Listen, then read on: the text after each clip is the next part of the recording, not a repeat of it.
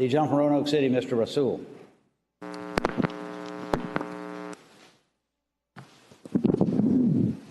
Thank you, Mr. Speaker. I rise for a point of personal privilege. Gentleman may proceed. Thank you, Mr. Speaker. This week, the Reverend Jesse Jackson came to Richmond to help us celebrate Black History Month. Our governor has declared this the greatest Black History Month in the history of history. As the gentleman from Fairfax eloquently discussed, the story of Barbara Johns has moved many, including Jesse Jackson. In early 1984, while campaigning, people with bags over their head started showing up to Jackson's rallies. Jackson learned that these people were actually family farmers who were reeling from the economic downturn. Jackson said, and I quote, "People saying about family farmers exactly what they say about unemployed urban blacks. Something's wrong with them. If they worked hard like me, they wouldn't be in all this trouble." That's when Jesse Jackson knew that we must, as a country, move away from identity politics. He believed and believes that we must engage Americans as Americans. It is true that our struggles as Americans are not all created equal. Some of us do face barriers that many of us do not.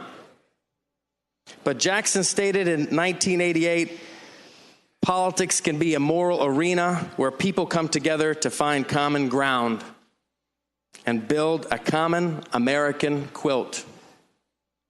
He stated, and I quote, "Farmers, you seek fair prices, and you're right, but you can't stand alone.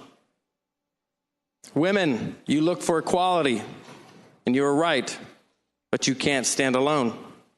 Students, you seek a fair education, and you are right, but you can't stand alone.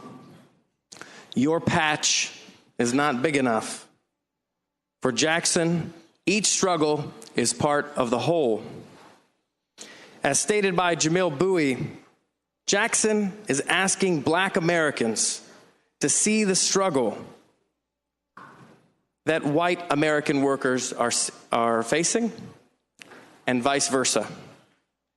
This is evident today in Jackson's Rainbow Push Coalition. Mr. Speaker, I urge my party to learn from this critical part of Black history.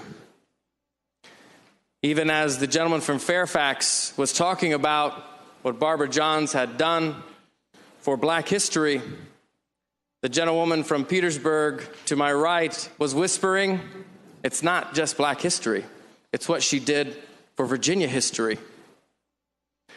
Mr. Speaker, I urge my party and people all across American politics, don't fight for people that look like me. Fight for my neighbors.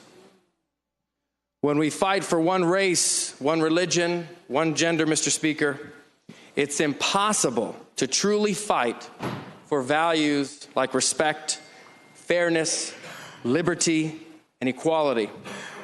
Let us celebrate our history as we are doing this month. We can even organize by our identity. But when we advocate, when we fight, it must be for our common values. Only then, Mr. Speaker, can we truly begin to look past our differences and appreciate our rich American tapestry. Thank you, Mr. Speaker.